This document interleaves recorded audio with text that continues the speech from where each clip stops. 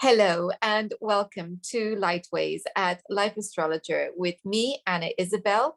I'm a psychological astrologer and an analytical hypnotherapist. And joining me today, I have Kel Ray. Hello, Kel. Hi, how do you do?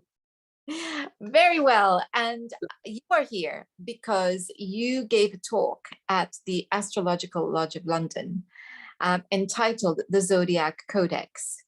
That's right. The title and the blurb that accompanied it intrigued me. So here you are, and I'm very grateful. And perhaps you can tell us, what is the Zodiac Codex? Well, the Zodiac Codex, in a nutshell, is the blueprint of all of life.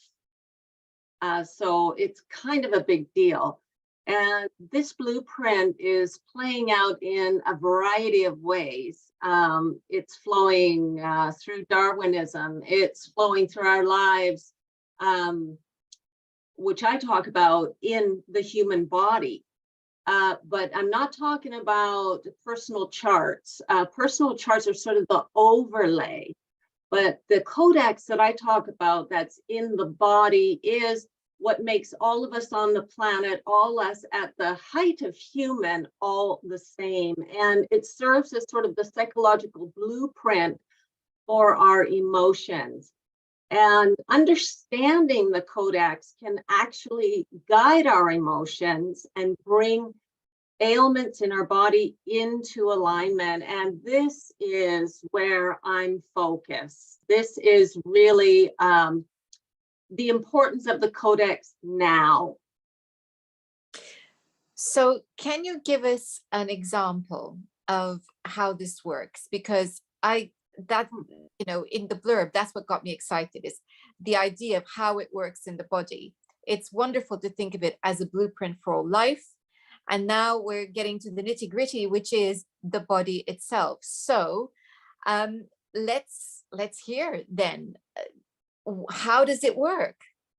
Okay, well, you've got the sort of astro wheel, you've got the wheel of zodiacs, and I actually, just as a side note, I actually give a preamble on why we're using the meridian wheel.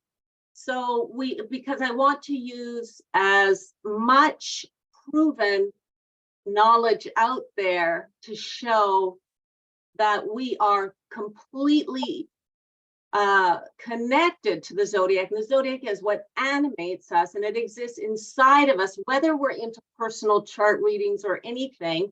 And I only talk about personal chart readings sort of at the end of the talk, which goes into medical astrology, but you don't need that when you begin with the code.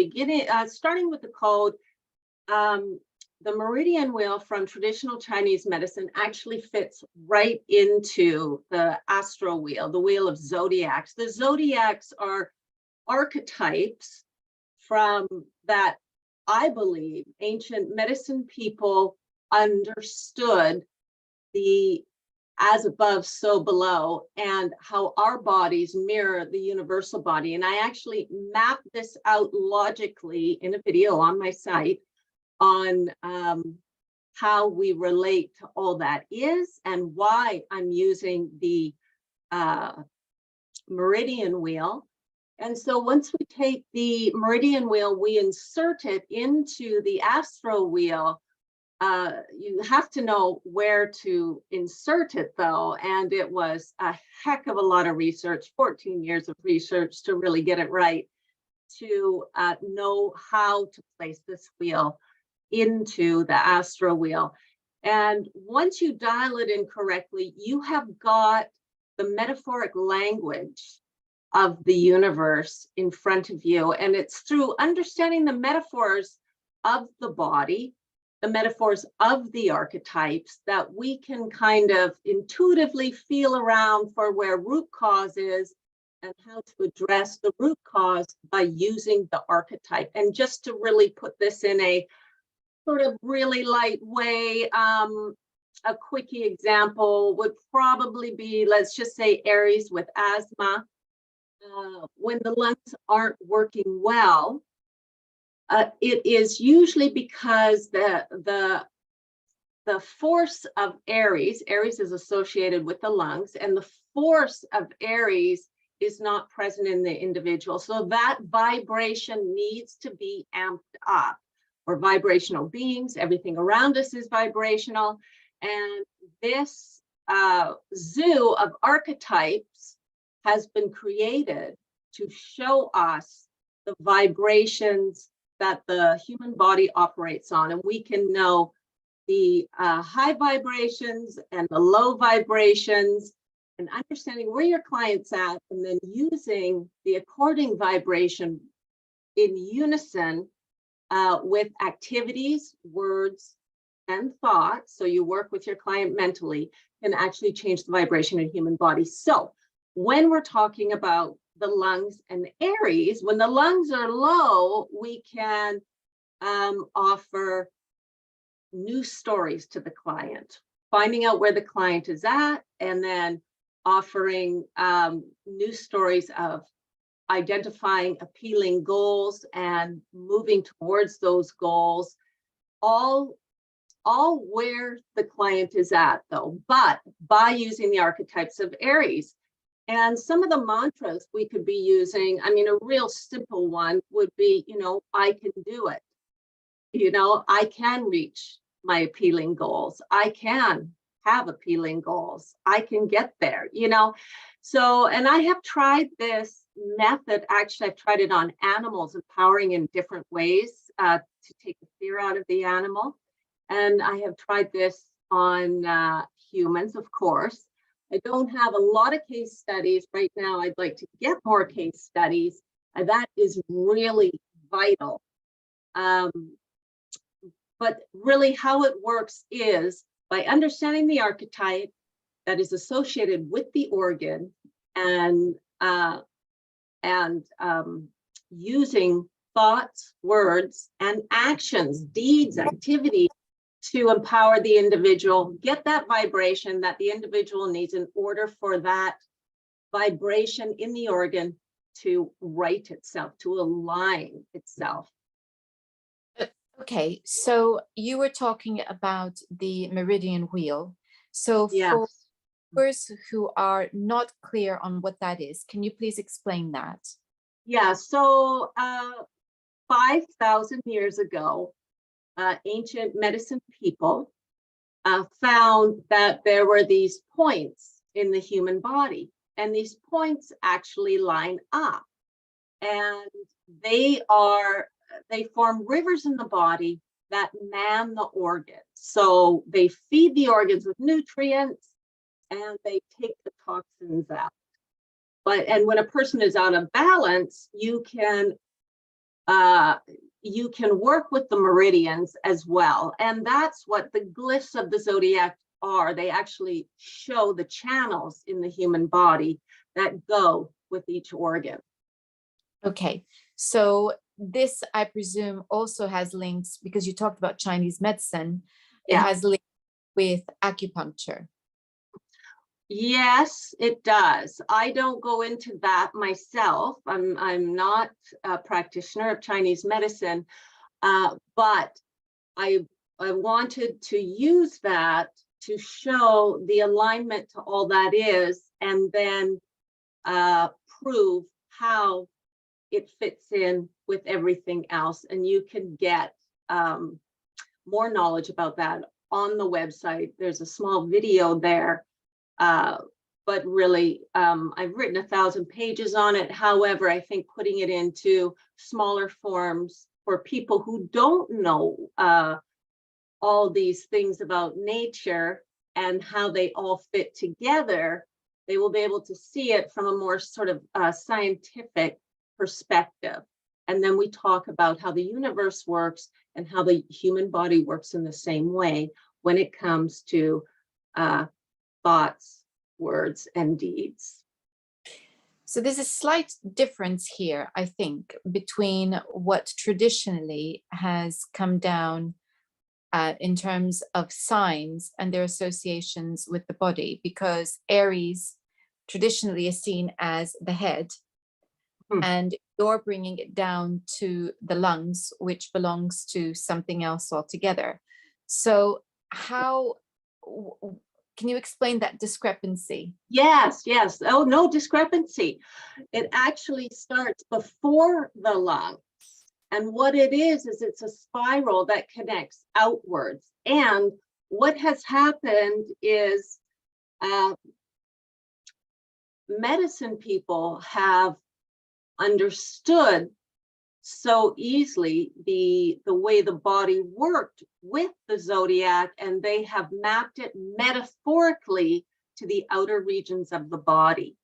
Those ones would be difficult to find. So yes, it does represent, Aries, for example, does represent the head, because the head is your identity, while the lungs represents the goals and the aspirations of the identity. They are both, they're hardwired together. And all the organs are like that, with their sort of external body part. There is a complete cohesiveness that joins them. Okay. All right. So that's very interesting, because we're working with the concept as well, because of the energy channels that you're describing. Yeah. So the other thing, of course, that has got me very interested is the concept of vibration as healing. So because it sounds as though what you're doing is you are identifying specific vibrations as belonging to different signs. And Yes. so tell us more about that, because I think that's another thing that really grabbed my attention. Okay, so, well, if we're just going to stay with Aries, it's no mistake really that Aries would be associated with the lungs, and it's a cardinal sign, and it's ruled by Mars, because when you think about how you breathe, you just demand air every time you breathe. We don't even think we're not going to have it. This is sort of this would be associated with a Ram, Aries, because we just take it by expecting it. It's so hidden from us, but it's right in front of us. And even when we think about it being a cardinal sign, being first, when the baby is in the uterus, the lungs are actually filled with water, but a major transition happens as the being enters the world of light, which is the lungs just instantly drain the water and fill up with air. And this is an instant game changer. And this energy is cardinal. So, and even when we think about the element of fire, this sort of joining with everything, fast moving, coming forward, it's the lungs absolutely metaphorically display the element, the mode, the characteristics. And when it comes to vibration, using these energies, using these words, creating these thoughts with new stories that have these sort of Aries type element in them, can really give the individual that boost in their lungs to open up and to be more open to life, to let life in, to feel confident and walk in life, and really helping that person have, and I'm being really, really slim. I mean, it goes case by case, but the metaphors are there, and as you go case by case, you will see that there is the thread of Aries that runs through all of it. So it's kind of exciting. So creating the new story that has that vibration, and creating the words that go with it. And I say affirmations, could be mantras, could be really anything, a song, and having actions, deeds that go with it, make the human congruent. And it's congruency that we want. We want the thoughts, words, and deeds to be congruent, so that the body harmonizes and becomes whole. Because when it's not whole, it's fragmented in all these parts of us, because this is what the zodiac represents. It represents psychological parts of our being, right?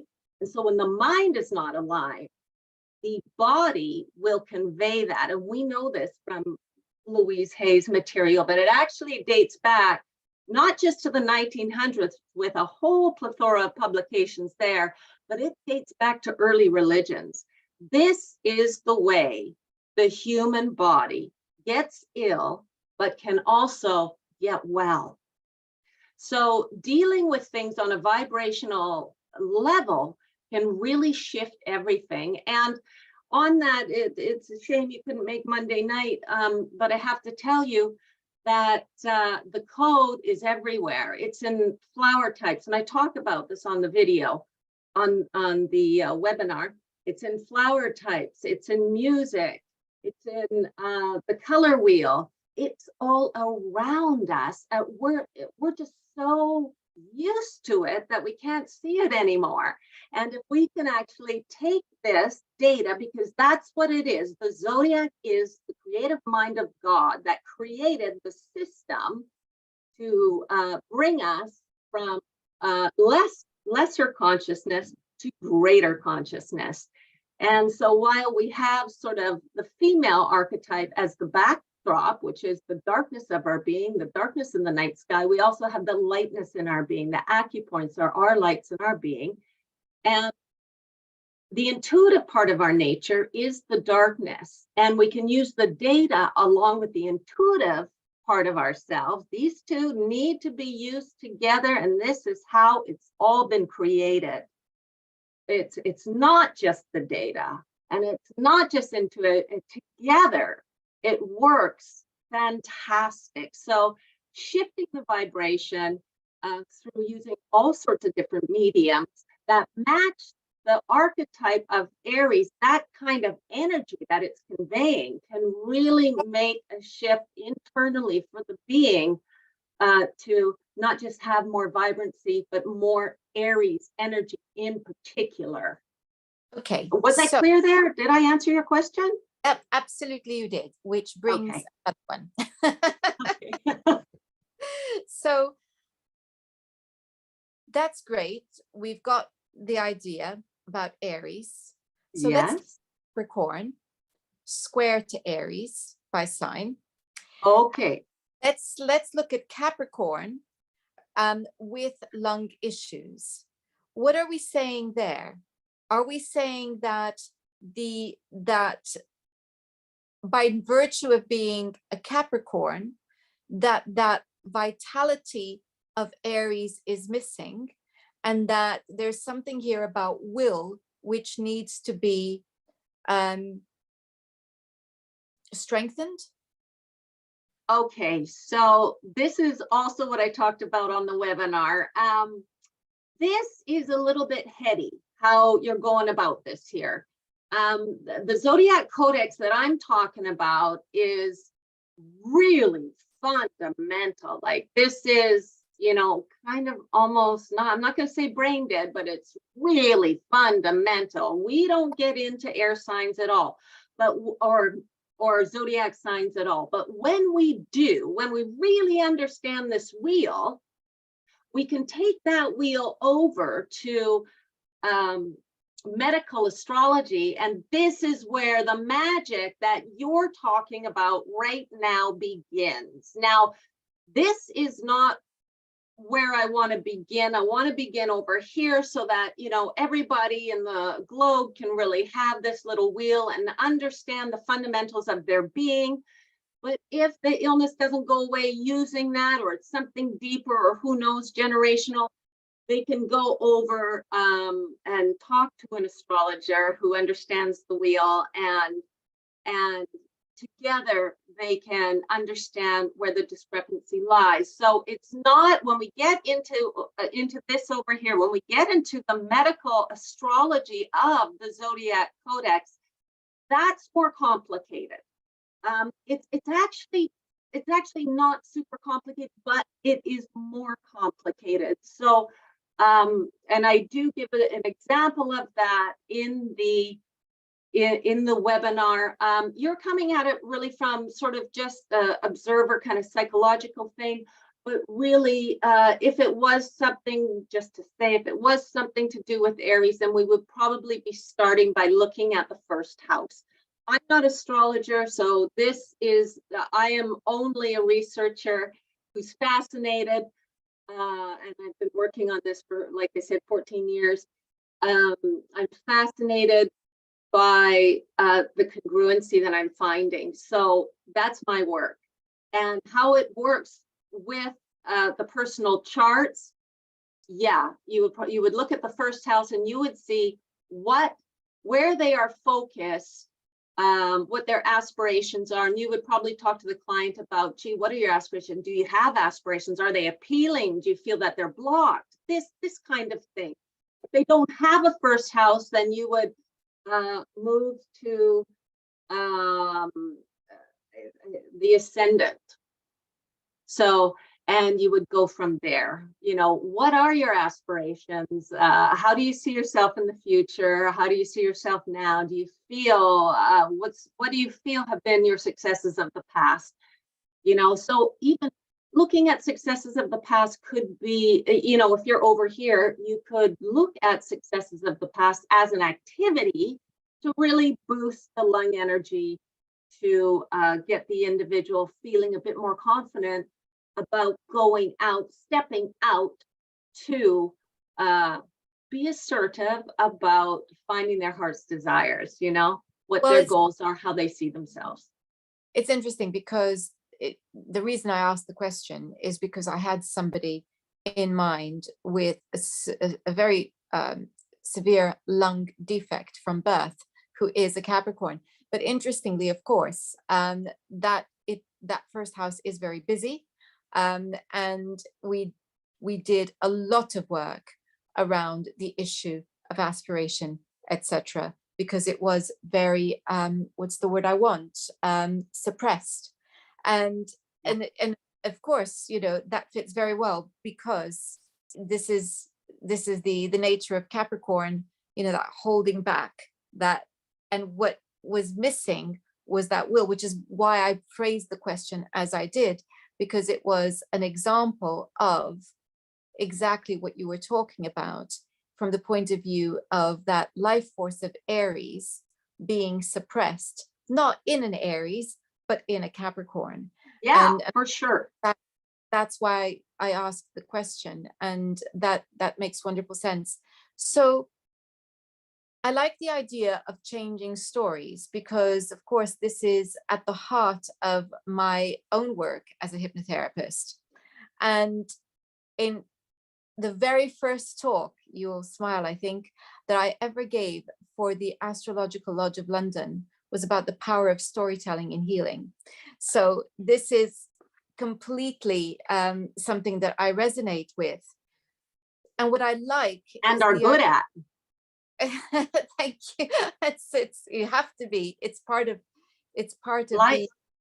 Of life. And of course, it is the very reason why I love astrology, is because it is all about story as well. It's that's right. The myths are the stories, the archetypes. And so I love the idea of matching the story to the sign as well, in order to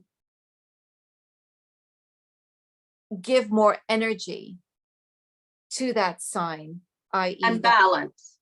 Yeah. And so it's making me think about ancient systems of medicine that seek to cure through sympathy. So it's the matching to get that harmony and vibration. And so we're back to medical astrology again. And also I guess to a certain extent the herbal side of medical astrology, of wanting to bring that healing in to harmonize with the sign. Yeah, and with the rest of the body, so that it can come back into balance. Absolutely. And you mentioned something there that's really important, and I don't want it to get lost. is you said receptivity, the that receptivity. Well, when you look at the night sky and you see the backdrop of darkness and the stars are against it, the receptivity is what's holding everything together. That's what is allowing the zodiac to be the zodiac. So it's really key, and that goes in a line with the intuition. It's really key to have an ear to the ground with that as you're working your way through the remedies, through the new stories. And yeah, I agree. The mythology behind these archetypes can be really helpful. I haven't used it. I'm really super pragmatic, like super pragmatic. But I do see the value in that. And I have actually had a couple situations where a client had talked about that, and it was very useful, very helpful, because these stories actually have the energy in them. And we can align to parts of these stories and begin to connect to that energy through the story, right? And so that could even be a good intro into doing the work, is to talk about a particular story and then get into the work of, oh, and how does this work with you? And what do you see for yourself? Did you see what Aries did here? And how does that mirror in your life? Or how would you like it to? You know, this kind of thing to create the new story. So I agree. I love that you're doing that. It's vital, because the thing about story is that it's engaging the imagination. And that's the, you know, that part of the brain that links with the subconscious and emotion. Yes. And it's that emotional connection that we're looking for in order to bring in the new neural pathways, which the power to believe. Yeah. Yes. So speaking as a hypnotherapist, that is exactly what the point of hypnosis is to get everyone into that very relaxed state of mind where the mind is open, so that we can begin to change the story. And it's not just about me creating a new story for the individual. Actually, it really isn't. It's going back to the original story and helping them to rewrite that story in their own way, to bring in new information, to trigger the healing. Then we can work with more story to create a new story that is more metaphoric in its nature. So what you're talking about is extremely powerful. Very much so. Yeah, and I really, yeah, I agree with you 100% about how you're going about it with the clients.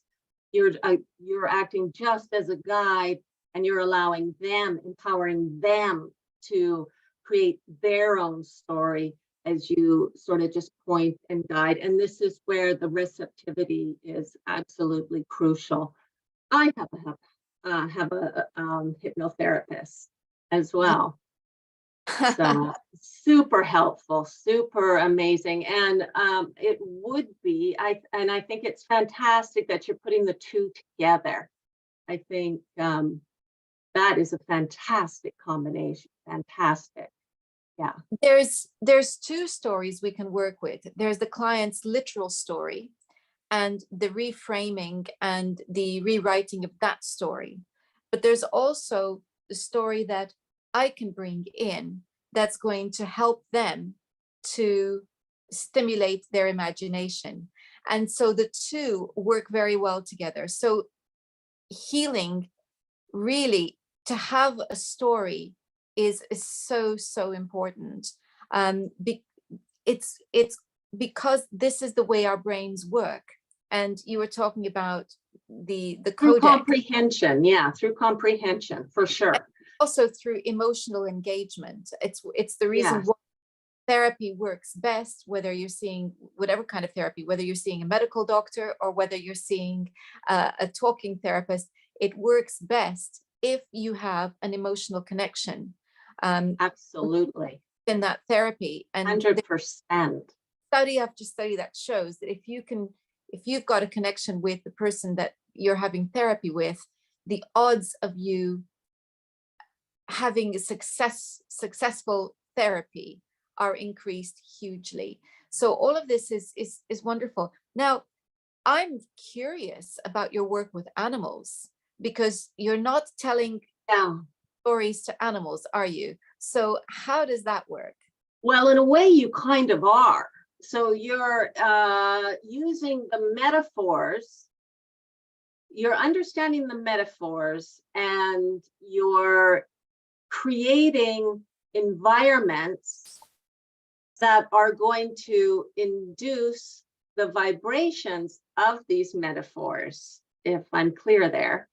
So when it comes to my cat, when I first got her, she was asthmatic to such a degree, they said she'd live 2 weeks.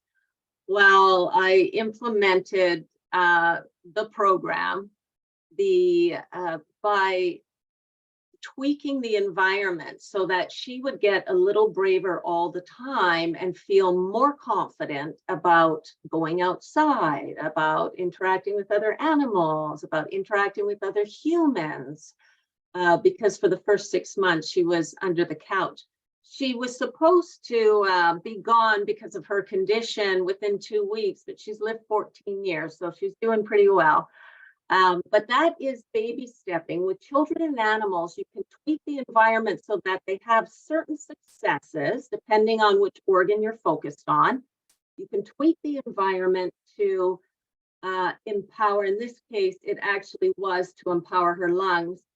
So I tweaked the environment where there was a little bit more fiery stimulus that she would have to face every time, a little bit more, a little bit more, a little bit more. And I recently took her to Italy for a year on a farm that was full of animals, other cats, dogs, everything. And she did famously well. Whoa, I really saw the work come alive there. So I was pretty happy about that. But yeah, so tweaking the environment to create stimulating situations that are going to stimulate the organ in a particular way can be done without any conversation whatsoever. And that can happen with children, and that can happen with animals. It's really fundamental because we're not going into any mental stuff. We're not going into personal charts. We're not going into the where have you been and what have you done or anything like this. We're really just dealing with the codex itself. And so that's sort of where I'm at right now, is just really the fundamentals of the codex, because really getting a strong hold on that, we can carry that into medical astrology, and it can be used in all these diverse ways that you're talking to me about. And it can really be like a useful tool to any kind of medicine, whether it's allopathic, whether it's natural. And they would even be able to use it in that new type of healing that they're doing now, which is called whole healing, where they deal with the parts of the self. And that's where I believe the codex will really shine, dealing with the parts of the self as well. So let's clarify this. We begin with the dis-ease. So my dog has allergies. We know that that's linked with the immune system. So we think about the immune system, and then we think about the sign that's linked with the immune system. And we use that sign to help us create the environment in which his immune system will thrive. Dead on. Perfect. Okay. So out of curiosity, what is the sign that the codex assigns to the immune system? Well, it would be Aries again. However, the whole body works as a collective unit. So really getting balance is kind of what you want, but you would start there. But really balancing all the organs. What happens when all the organs are balanced? And you use the code for this. And this is kind of where I started, because I was out in the Mexican desert doing deep meditation and Kundalini and all sorts of things. And that's how I stumbled upon the Codex. So really bringing the body into balance. When it's in balance, the meridians of the body pressurize. They pressurize energy to the center so that the energy goes upwards and downwards. So you're connecting to the father force and the mother force. And that's where we're all headed, regardless if we want to heal, if we don't want to heal, if we believe, if we don't believe, that's where we're headed. We are joining with our cosmic mother and father. We're working towards that. And it's the same for animals too. I love that. Funnily enough, again, you were talking about it being an Aries problem, because I've always felt that this is something to do with Mars, Aries, and he does have Mars right on the ascendant. I mean, it is right on the ascendant, and it is to a certain extent afflicted. It's, you know, it's coming in from the 12th, and there are things happening around it which put it under pressure. And I've always worked on it as a building of confidence. Yeah, totally. Different roots, but actually exactly the same thing. So what about plants then? So I've been busy sowing seeds since January. I've had them indoors, and you know, when you're sowing a tray, you have to prick them out, and it's always very disheartening that not all my seedlings make it through that transplant bit from one, you know, from their seed tray into the new pot. And there's always a loss that I feel. So what do you think is going on there, that some accept the change and some don't? And it doesn't seem all different types of plants. Well, I think this is interesting, and I love your questions. They're fantastic. Okay, so what comes to mind initially is, you know, not all the sperms make it to the uterus, you know, so it's kind of the same kind of milk run, right? So some have the power, some they're born into the system, some have the power to go, and some just aren't ready yet, that kind of thing. What can you do? Well, I haven't really thought about this. I have, oh God, I'm just, you know, got so much work. But I would probably, I think that's more on the intuitive, setting the environment right, looking really at what the plant needs. And I think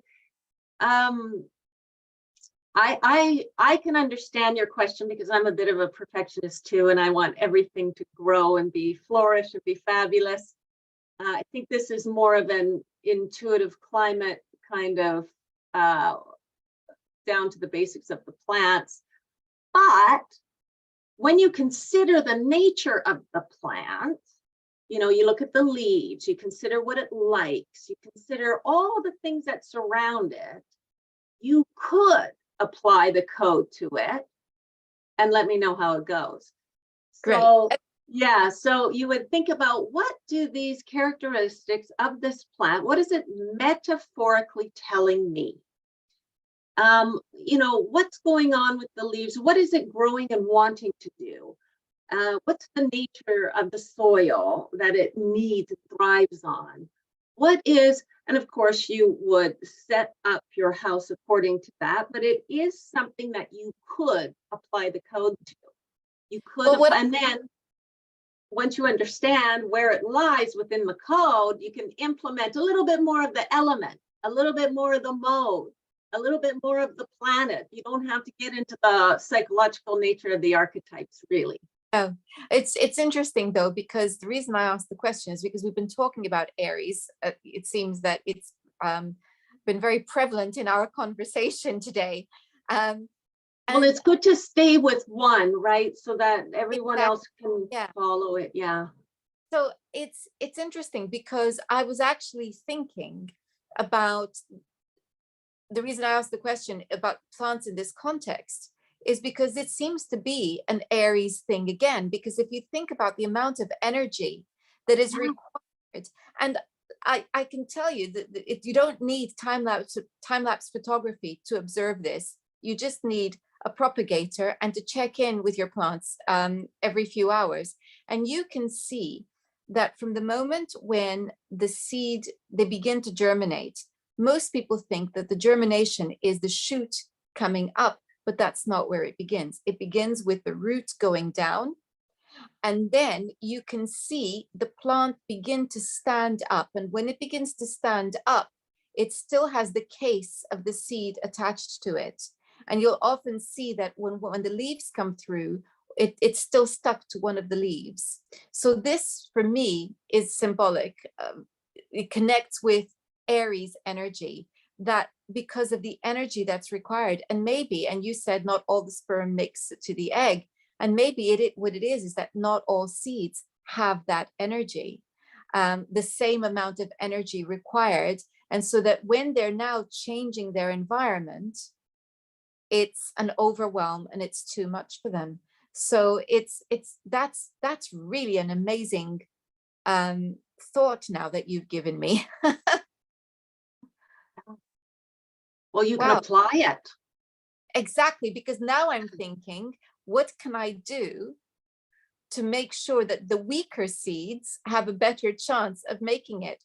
Well, that's a puzzle. Yeah, because you can't separate them out, right? It's too difficult to know. But you can give them more Mars energy, right? You can give them more fuel, or you can give them more stimulus of some sort, right? Which it is. Yes, Yeah. and we know that plants respond very well to intention and energy. And so maybe a bit of a pep talk might be a good thing. Actually, I actually agree with that, because I have done it with my plant. I have one plant, but the plant has grown to be a monster because I just go over every day and I just touch it a bit and say a few things to it and see how it's doing and check it out and talk to it. So I agree with you. Everything that's living needs love. It's just, what kind of love does it need? And the zodiac is really 12 ways to love. And it's learning these 12 kind of love languages, how we can apply them and how we can see when the love is out of balance, when there's too much or too little, in order to get that that state that we want, which is a state of balance, right? Well, you know what? I can't think of a better way to end our conversation than to say that the zodiac is 12 ways to love. Beautiful. Perfect. No doubt about it. So I'm going to be putting a link to the talk that you gave at the lodge in the description box so that people can get a hold of it. And for sure, I guess the question is, if people want to learn more about your amazing work, where do they go? What's your website?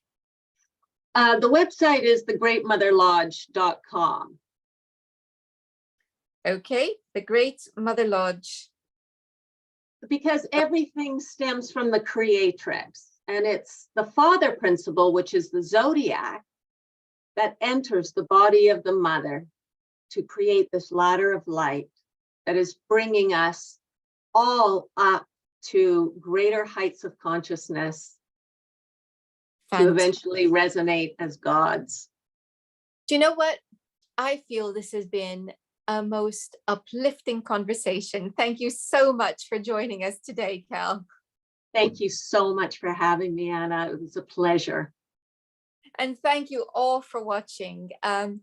Do remember also to check out my own website. I have a great new course starting, 3 parts, Introduction to Astrology. So if you know somebody who's interested, do point them in my direction. I say, if you know somebody who's interested, because I know many of you already are well on the journey of astrology, and this is for beginners or for people who know a little bit but want to deepen their understanding.